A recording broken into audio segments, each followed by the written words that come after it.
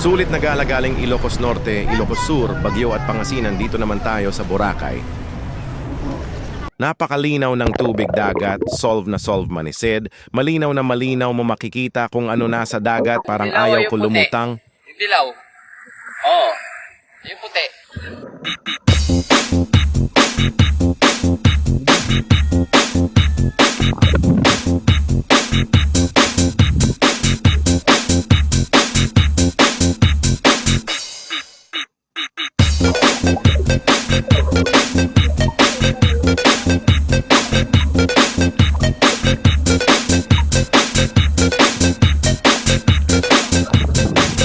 Galing ng Cavite to Batangas ay nagbarko nga kami para medyo makamura ng gastos sa pamasahe at sa Tugo kami sumakay.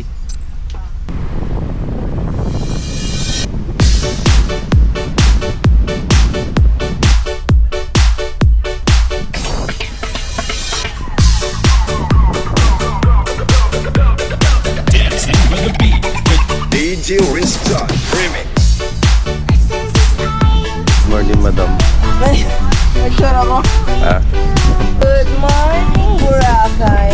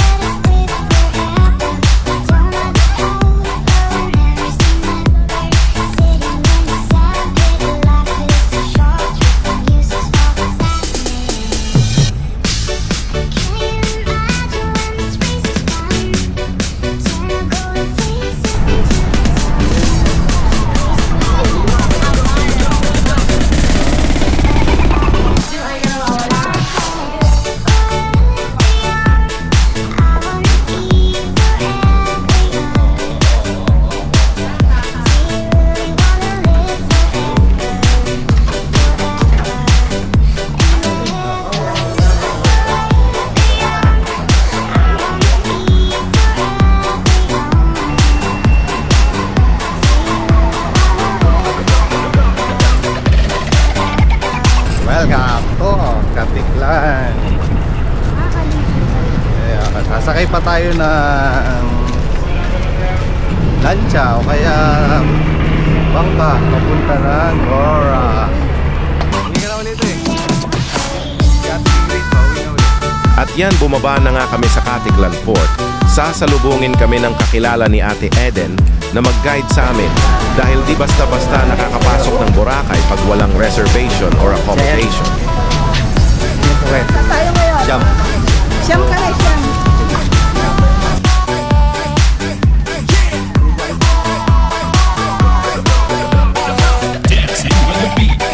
DJ Riston Remix.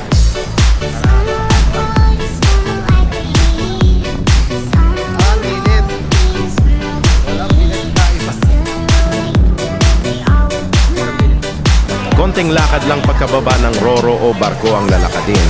Para naman sa sasakyan papuntang Boracay, halos natatanaw lang ang Boracay.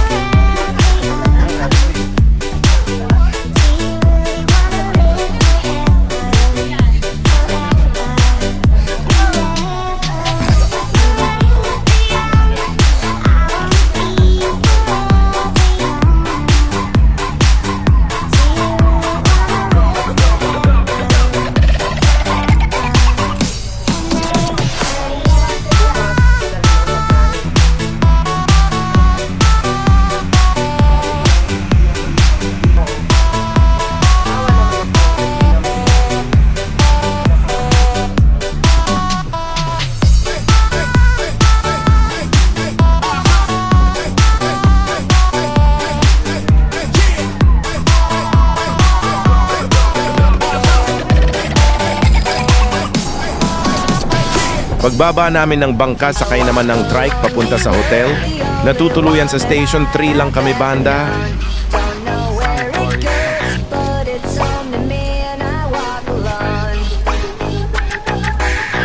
Bukan Kudarat Beach. Faith Village Garden.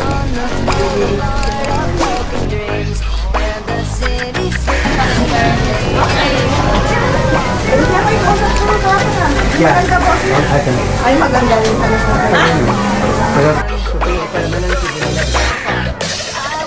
Maganda ang room ng Faith Village Garden. Malaki at malinis. Sa isang room na kuha namin, kasya ang 6 na tao. Siyam kami kaya 2 room kinuha namin. Kaming magpipinsan ay nagsama-sama sa isang room.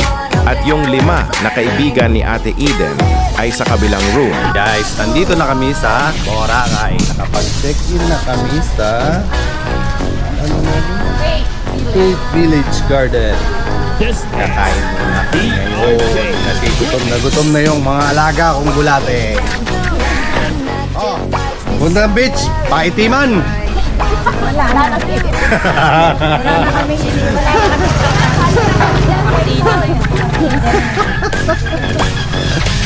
Oh, yung mga takot dyan sa init, lugi.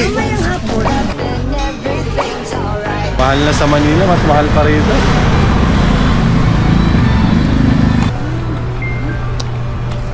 Ano madam, namimili na kayo ng pang souvenir? Oo nga, aga-aga Ha? pa Ang aga-aga pa.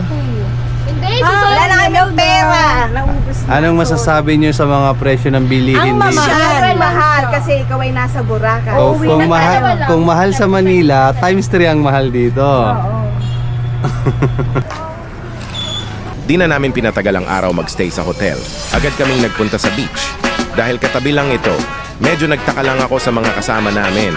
Akala ko mag-Bible study kami sa simbahan. Ang suot nila, formal na formal. Expect na mahal ang mga bilihin dito. Lahat ay mahal dahil ito ang lugar na magastos. Ngunit di mo iisipin ang gastos kung nais mo ma-experience at ma-enjoy ang lugar gaya nito.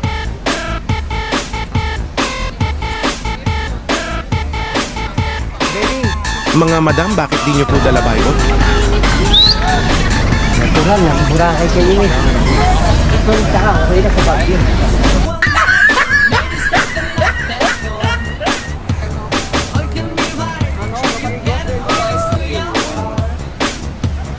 This is Team Gecko.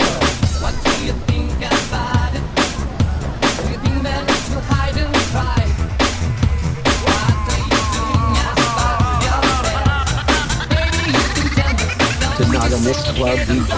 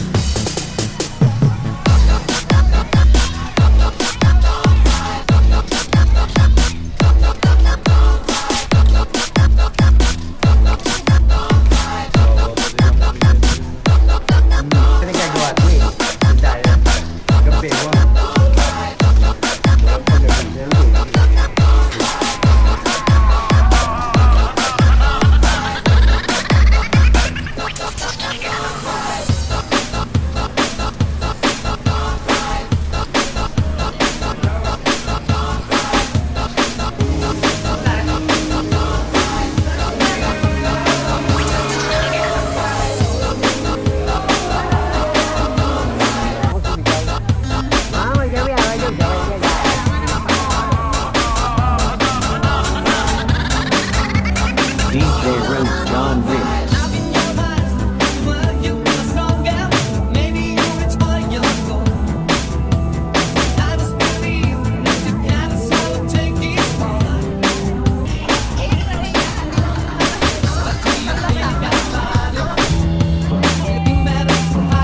At pagsapit ng gabi, nagpunta naman kami dito sa seaside para kumain. May entertain ka talaga dito. May live band at fire dance.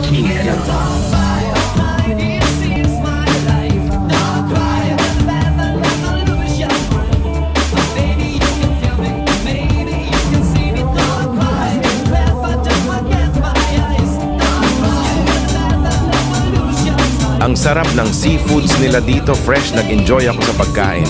Halos lantakan ko pagkain ang layo sa Kraken crabs na dinayo namin nung una, na frozen na.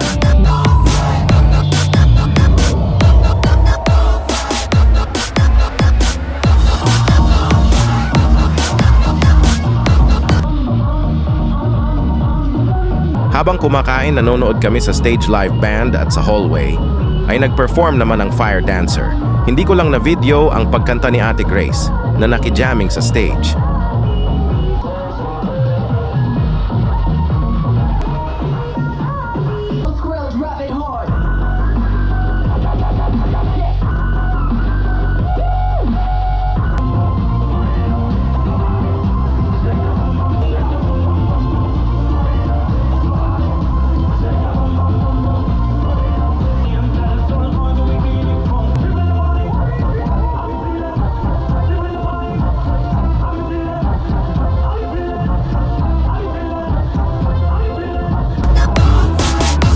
Sinusulit namin ang oras, halos panay lakad namin simula Station 3 to papunta sa Station 1. Parang kunikinan mang nasa gilid ng beach sa daming restaurant at mga nagpe-perform.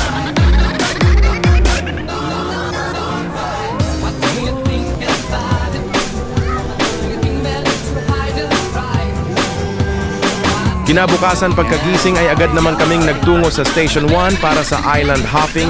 Maaga kami dahil di matatapos maghapon kung gugustuhin na lahat ay ikutin.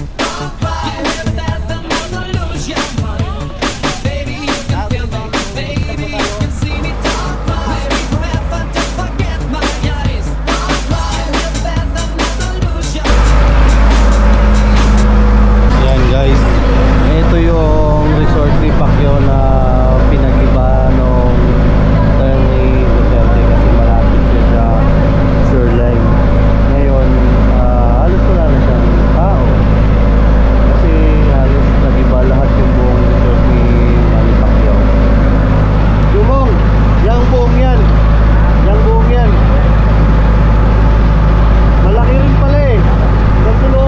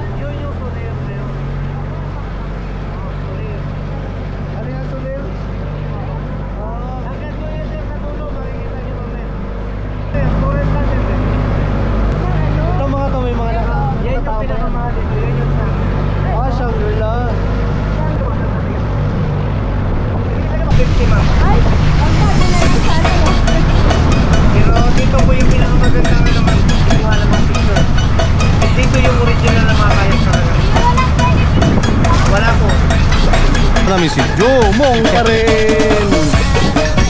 Ganda ng buhangin, oh. Mas maganda rin yung tanawin dun, oh. Hindi tayo quick.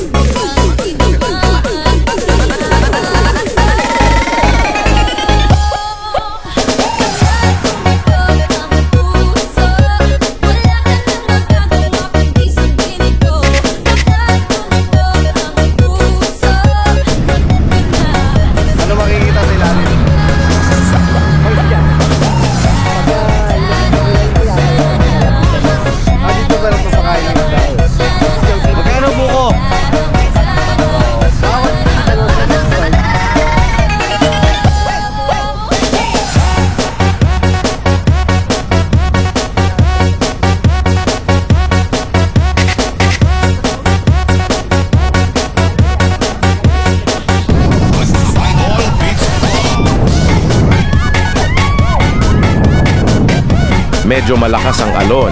Sa ibang destinasyon namin sa island hopping, patungo sa Crystal Cave Island, napapasigaw sila maalon na po kasi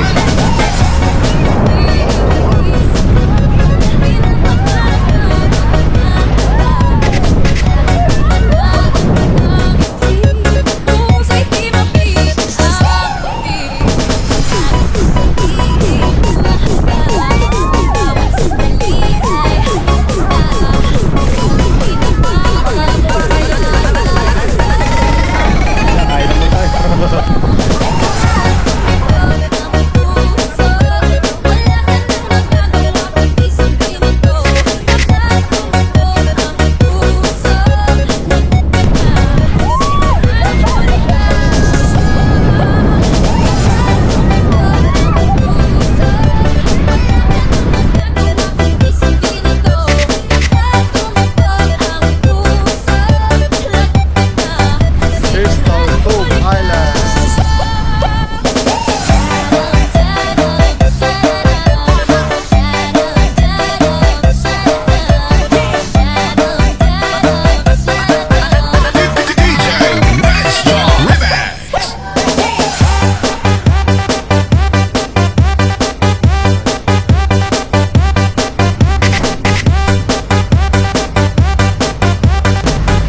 Ayun, tapos ko.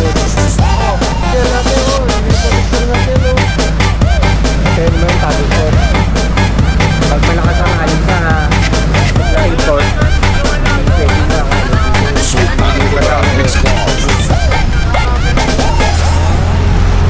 Habagat dito. Ngayong June hanggang October, habagat dito.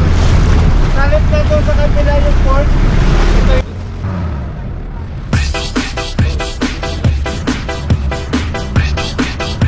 at ito na naman ang pinakahihintay ng lahat. Ang kumain dahil gutom sa pag-iikot sa mga island, lamon na naman ito. Hanapin na naman ang mga seafoods.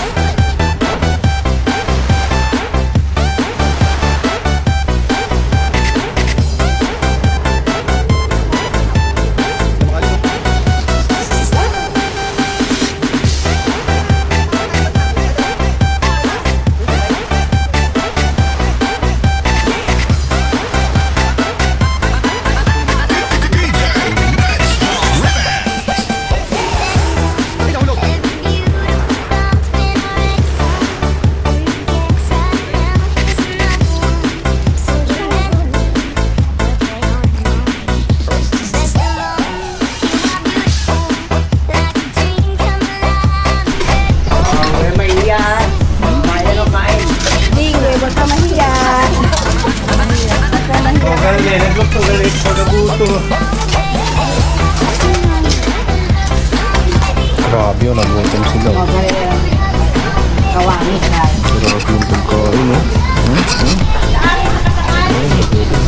Nagutom si madam.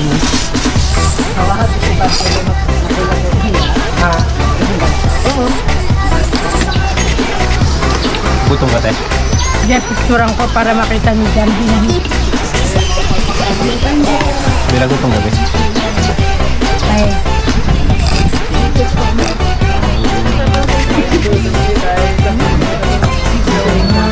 Marites lang. Tatlong santo.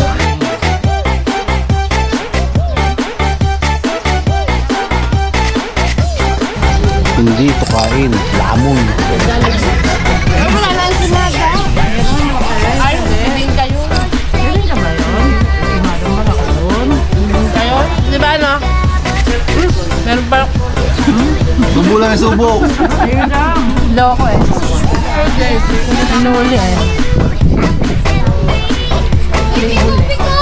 Ha? Tagas. Yun ang kaya nga. Hindi ka bata sa akin. Kaya nga ito matawag sa akin na.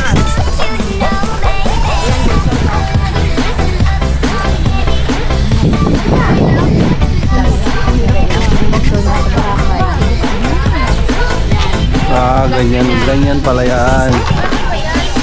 Mamaya hapon sir, marami ka makita at lalaki na kaya girl.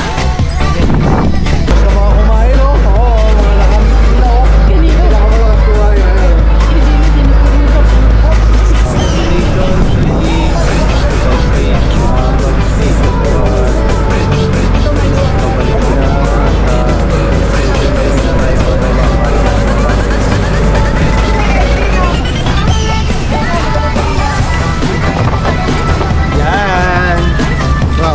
Station 1, Station 3 na bumalik.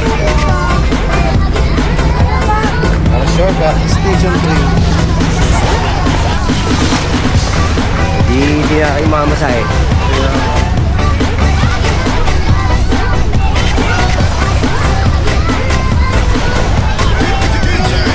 Ako na lang mamasahe ako. Butog ko yun ng Diyos.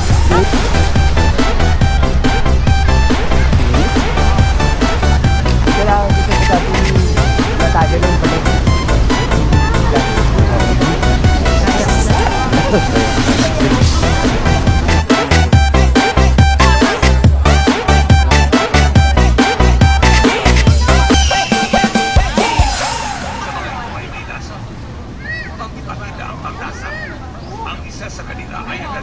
Ano yan? Ano yan?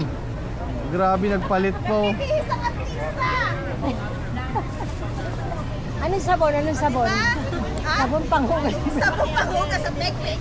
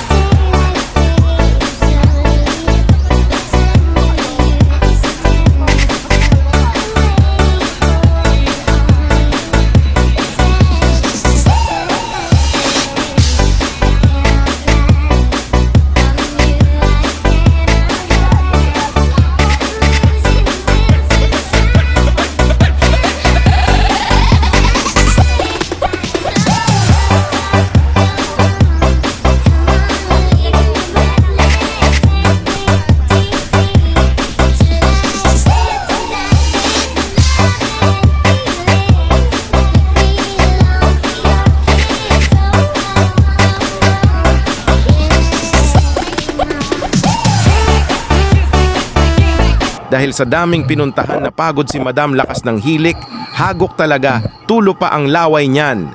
Kitang-kita may ebidensya hanggang sa Port Laglag ang tuka.